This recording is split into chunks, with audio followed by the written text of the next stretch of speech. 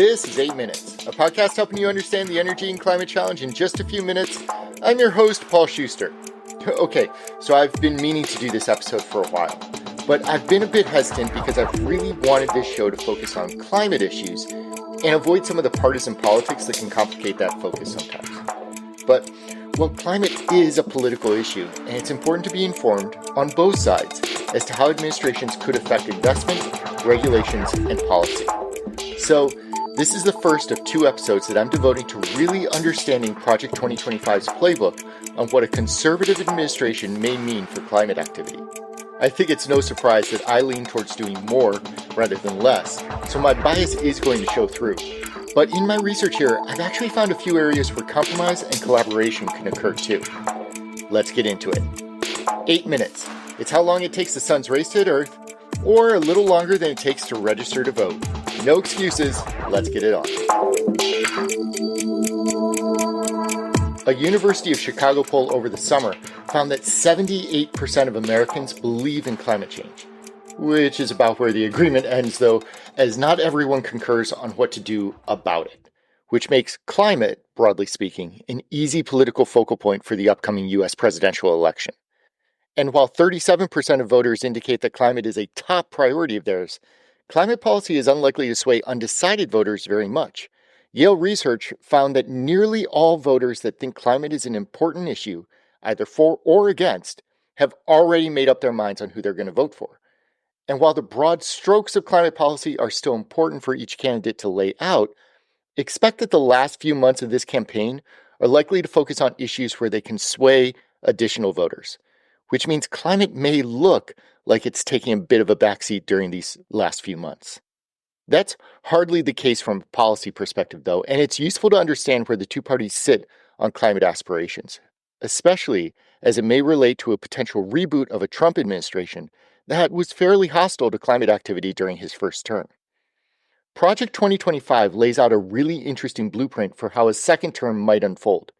If you're unfamiliar with this document, it's essentially a conservative roadmap on a whole bunch of issues with discrete actions that can be taken to govern from day one towards those goals. The Heritage Foundation, a prominent conservative think tank, partnered with over 350 different entities to generate the document, and it's getting a lot of attention for its approach towards everything from national security to reproductive rights. And there's a lot in there that covers climate, energy, and the environment. Let's not sugarcoat it. Project 2025 is a gut punch to climate action. An analysis by UK-based Carbon Brief estimates that implementing the playbook's roadmap would lead to an additional 400 billion metric tons of carbon by 2030, the emissions output of Europe and Japan combined. Of initial importance is whether a conservative administration could repeal much of Biden's Inflation Reduction Act, the IRA, or the bipartisan infrastructure bill. And the answer is a bit mixed. On the one hand, quite a bit of money has already been distributed from those legislative bills, and the subsidies that have been distributed have supported a huge number of projects in traditionally conservative-leaning states, which suggests that a full repeal of the law may be politically untenable. But elements are certainly at risk, depending on whether Republicans control both sides of Congress or just the presidency.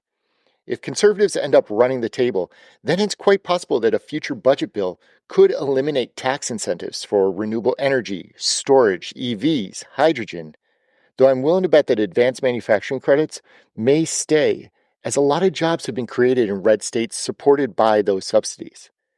Across the board and across all issues, Project 2025 reimagines a federal government that is smaller, with less of an oversight role over certain areas. For environmental issues, that means shifting some of the regulatory structures away from federal agencies and under industry control. Some of the playbook's recommendations could be implemented through simple executive action on the part of a President Trump, though others would require congressional approval as well.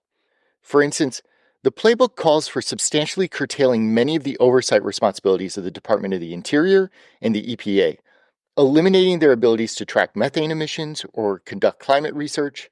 The EPA especially takes a hit under the document's blueprint, as Project 2025 recommends eliminating the endangerment finding from 2009 that found that greenhouse gases are a danger to the public, and as such should be regulated. The conservative roadmap would eliminate that legal structure, removing the EPA from any oversight and pushing that control back to private industry. Gone would be offices funded from the IIJA and the IRA, such as the Office of Clean Energy Demonstration, OCED, or the Energy Efficiency and Renewable Energy Office, the Loan Program Office, LPO, and ARPA-E, the Advanced Research Projects Agency for Energy.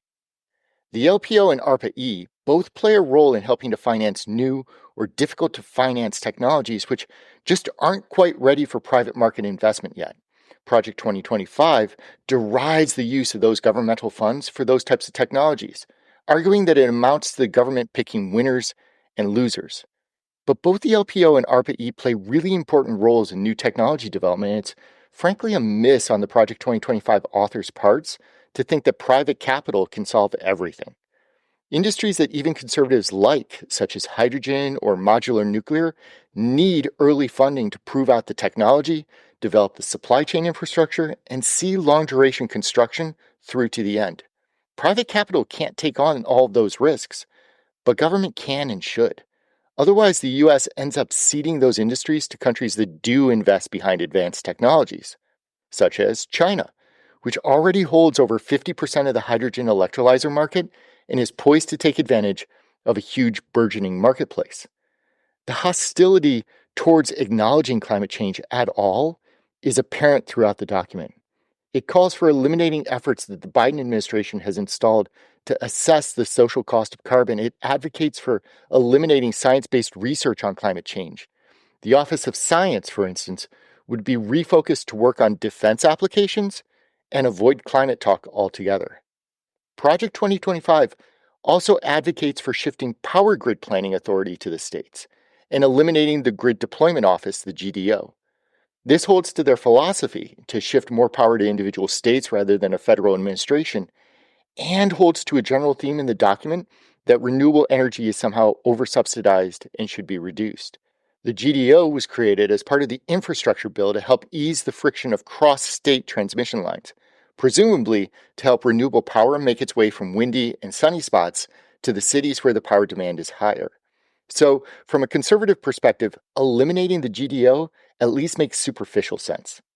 What the policy doesn't address is the other side of the equation, not just looking at renewable supply, but what about increasing power demand?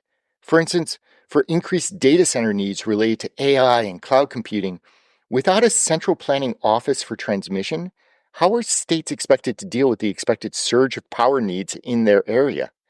Interstate lines are necessary, and without them, we handcuff growth in another burgeoning industry such as AI, which could cede leadership in an incredibly important and burgeoning industry to our Asian competitors. Project 2025 generally talks a lot about limiting the economic power of geopolitical rivals, so it's interesting that some of their energy proposals may have the opposite effect. In its zeal to reduce the bureaucratic nature of the federal administration, Project 2025 glosses over a lot of the knock-on effects that such actions could have. Imagine what Elon Musk did to Twitter happening to the federal government, and the ramifications it has on economic planning, catastrophe planning, and crisis response. For instance, it calls for eliminating the National Oceanic and Atmospheric Administration, NOAA, as well as the National Weather Service.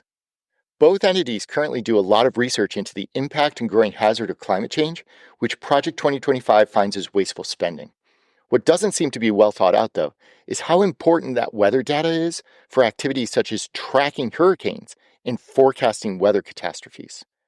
And the reality is that eliminating whole agencies and whole programs like this, well, it's not like the next administration could simply turn a switch and bring the lights back on. Once they're gone, they're pretty much ended, which may be a good result for conservatives looking to reduce federal spending and shift the balance of power to states and industry, but could be devastating for a climate issue that needs systemic action and not just piecemeal efforts. Next week, I'll dig a bit more into other suggestions laid out in Project 2025, including refocusing FERC, the EIA, and even reimagining the math on the cost of power. Stay tuned. I'm Paul Schuster, and this has been your 8 Minutes.